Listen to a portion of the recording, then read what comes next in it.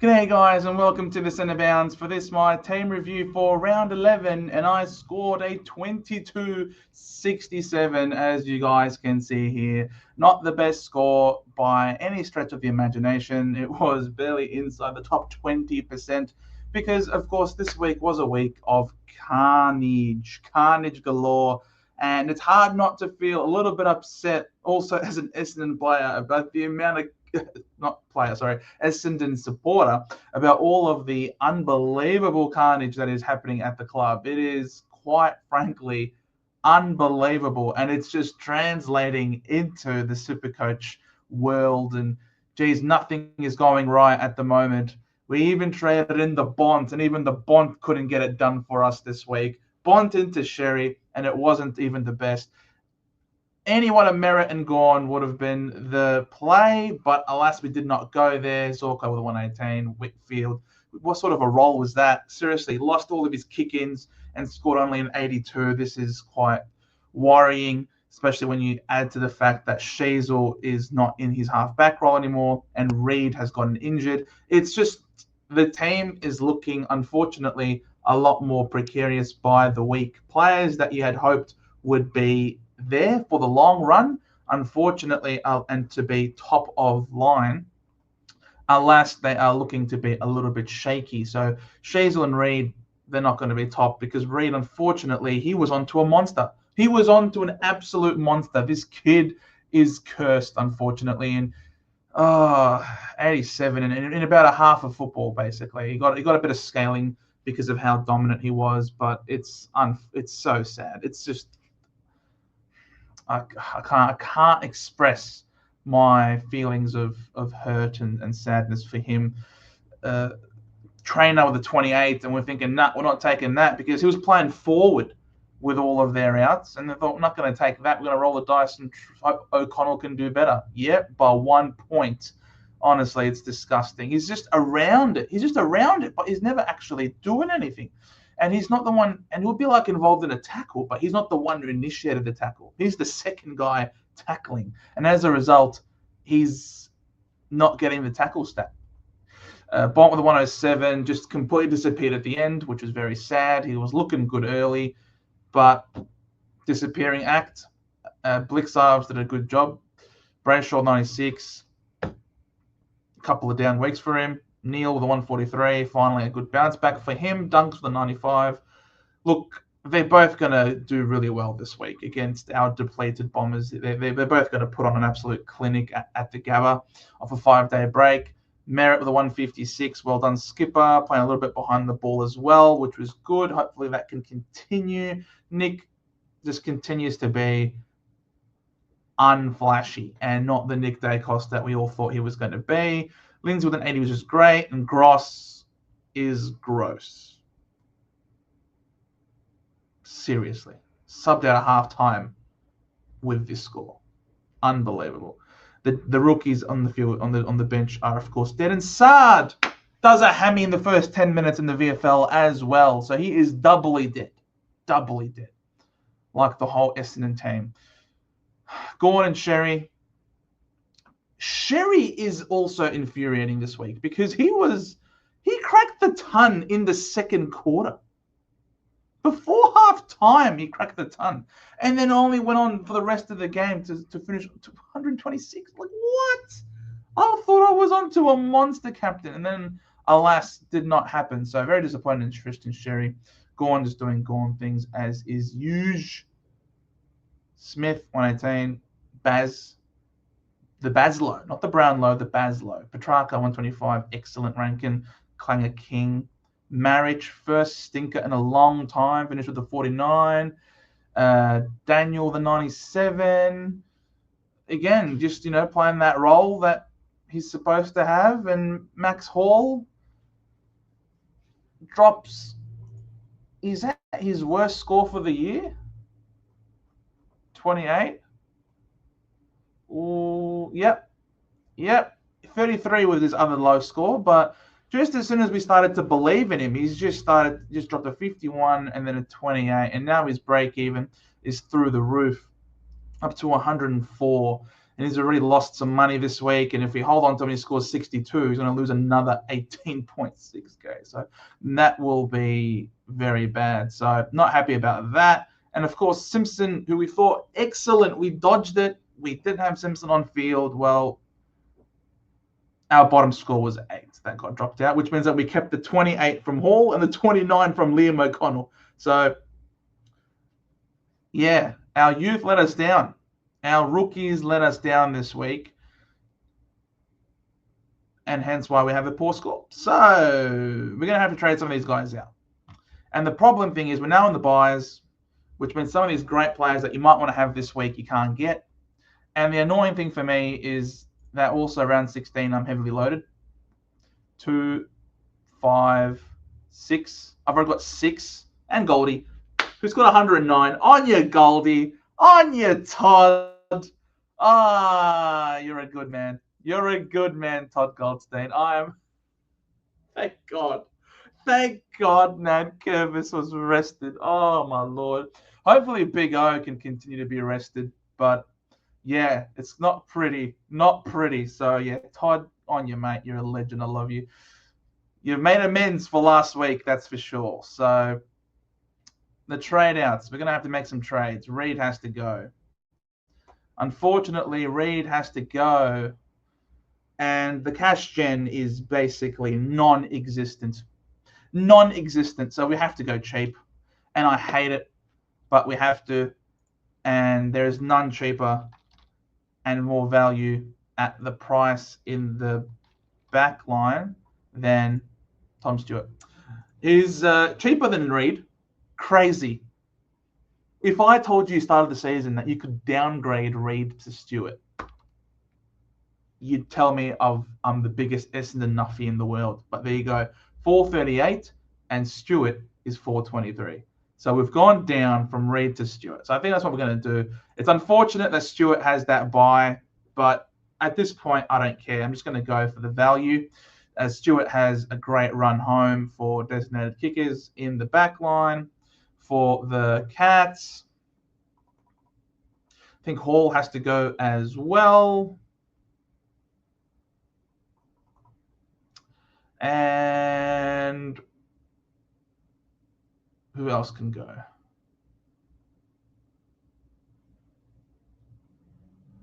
Look, I'm going to go for something ridiculous. I can't be overly invested. I'm already super invested. That's now a 7th player in the round 16 buy, which is way too over the top. But there's no one better at 423k. Let's be real. And then in the midfield, it could be crazy, but I'm thinking Matt Rowell. I'm thinking Matt Rowell potentially in that midfield because he is cheap, sub 500k, and doesn't have the round 12 buy.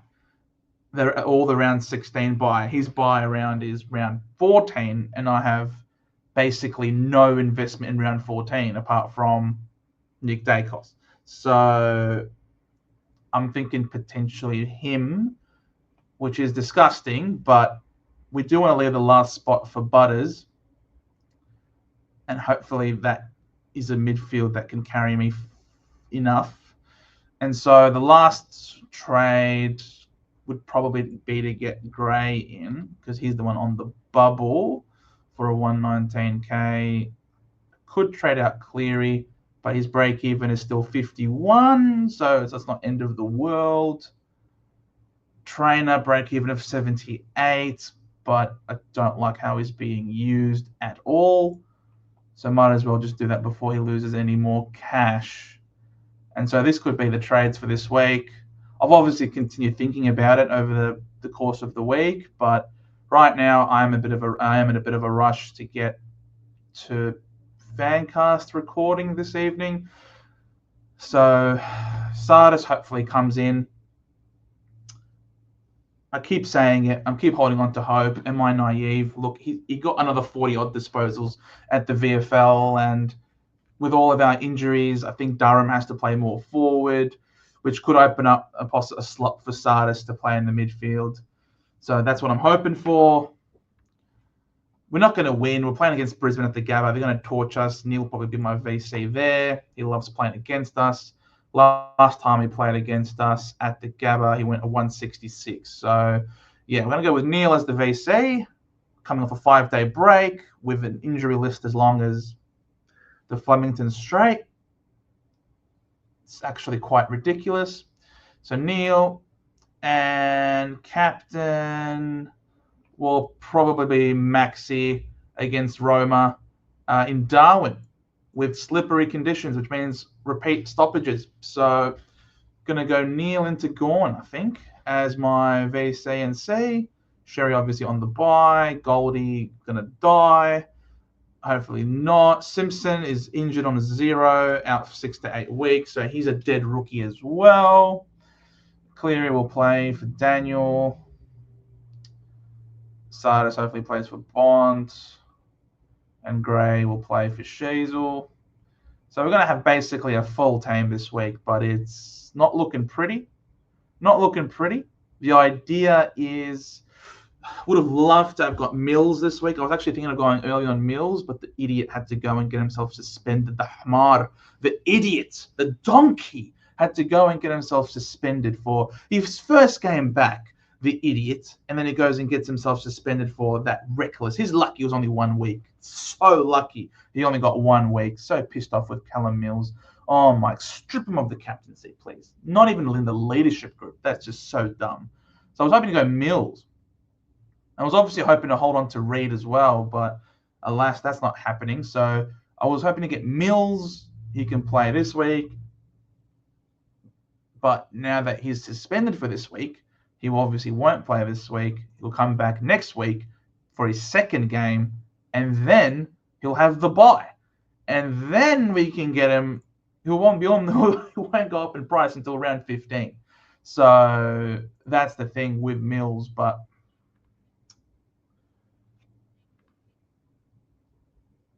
I might even still get Mills next week because he plays Richmond at the MCG. So I still might get Mills next week anyway, potentially.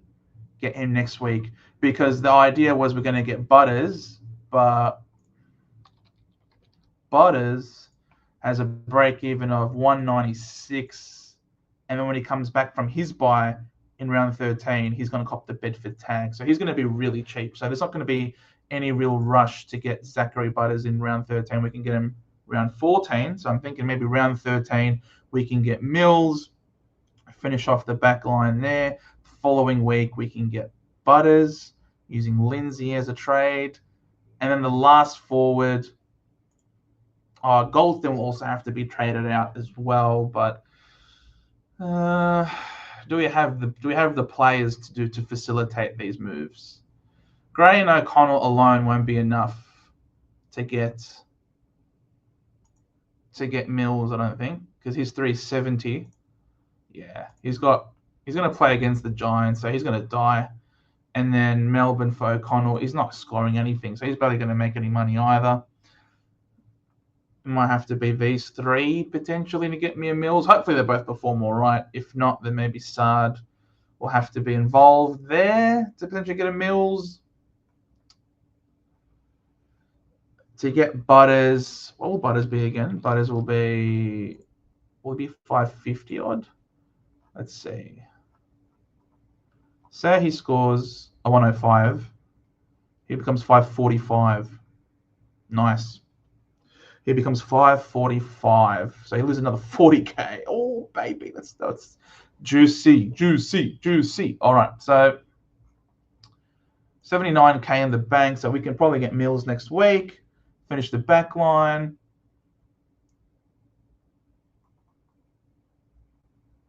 Lindsay, Cleary, and Gross could probably get us Butters.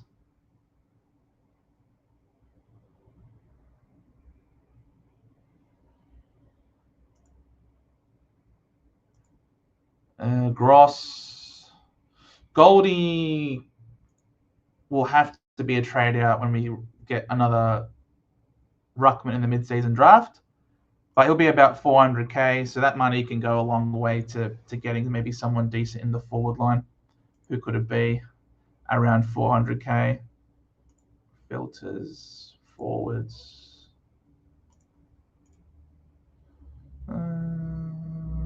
Could even be someone like a Horn Francis, who's 499 with a really high break even of 158. So could facilitate. So we could use Goldie to get Horn Francis. The flex will be something really subpar. It could even be a Kadeen Coleman. So the idea might be Kadeen Coleman is here basically. Mills will have the DPP between the midfield and the back line, and the forward line could be Horn Francis. So yeah, it's not amazing, but that will be the team, and we'll have basically no trades left. We'll have maybe 4 trades left, 4 or 3 trades left, which is crazy for the rest of the year. A lot of wasted trades here and there, but we've learned our lesson. We won't be overly aggressive with sidewaysing of players next year. I think I'll be a lot more calm, a lot more patient, and not be using boosts to be sidewaysing premiums. I think next year will be a bit more of a guns and rookies approach. Some of these mid prices were great, like Marriage, but others like Humphrey weren't great.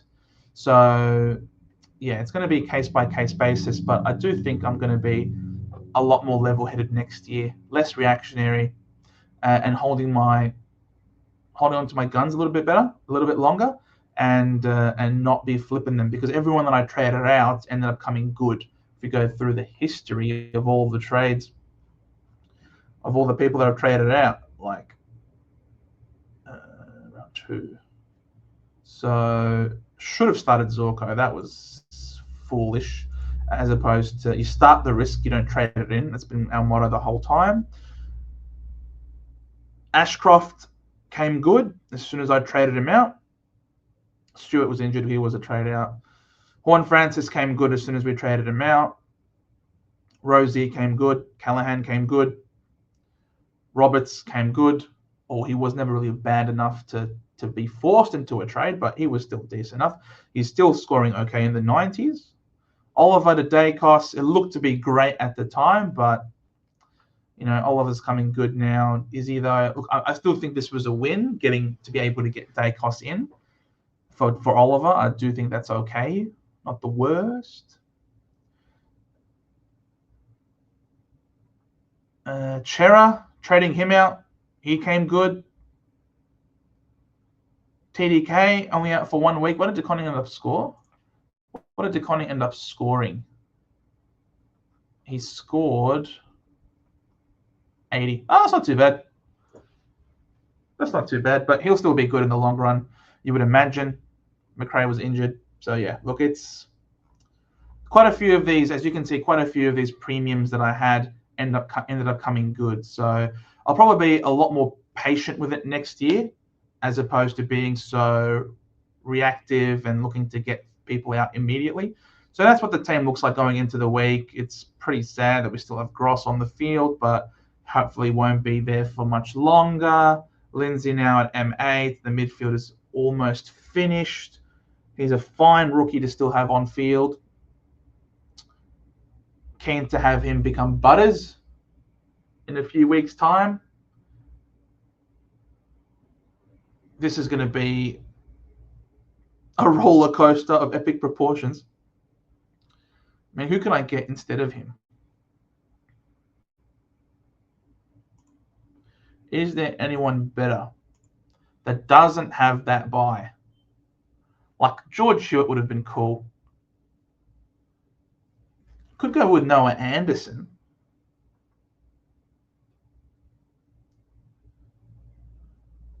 Could go with Dawson, but he's going to cup James Jordan this week.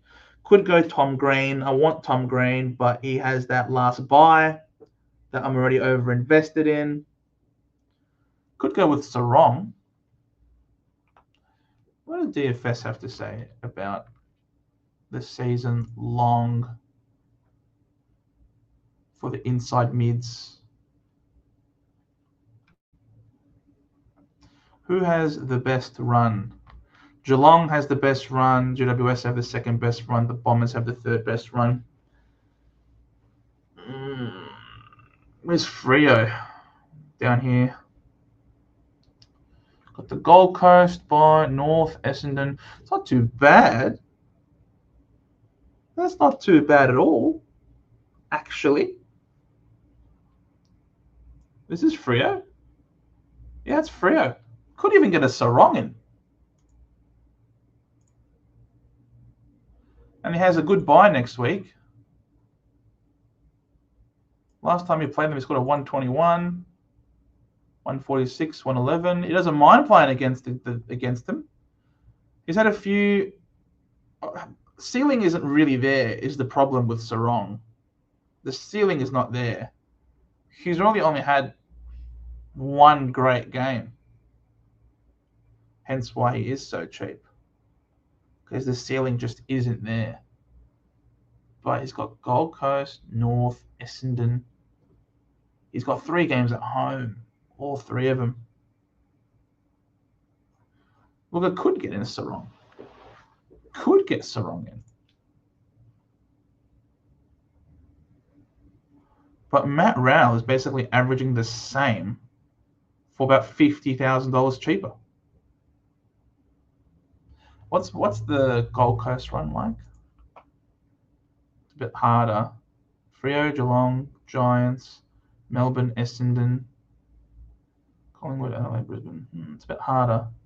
But $50,000 is a lot of money.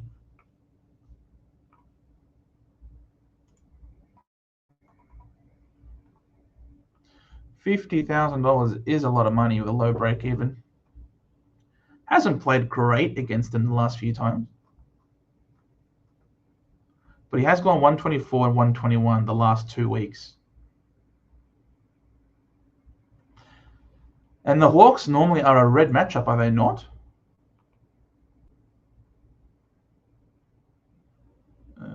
Where's the Hawks?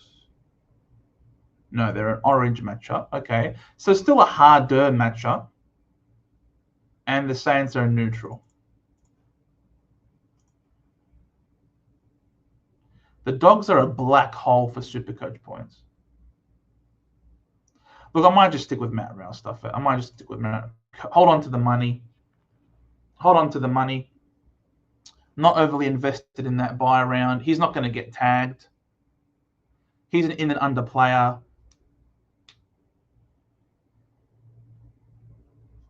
Yeah, I'll just do that. I'm just going to go where the value is. He's 485. Stewart is 423. I'm just going to go where the value is at this point. The cash gen is dead.